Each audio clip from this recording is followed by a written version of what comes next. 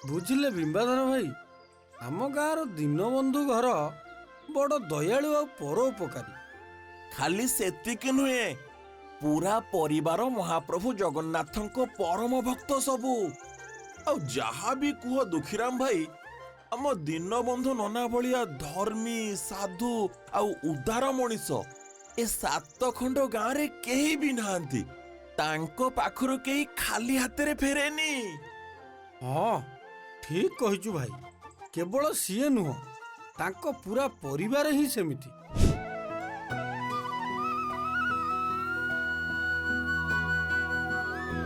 ଶ୍ରୀକୃଷ୍ଣ ଗୋବିନ୍ଦ ହରେ ମୁରାରୀ, ହେ ନାଥ ନାରାୟଣ ବାସୁଦେବ।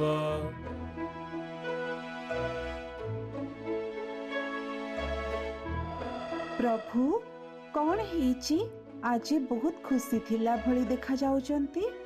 ହଁ ଲକ୍ଷ୍ମୀ, ମୋ ଭକ୍ତ ଦୀନବନ୍ଧୁ ଓ ତାର ପରିବାରକୁ ଦେଖି ଖୁସି ଲାଗୁଛି।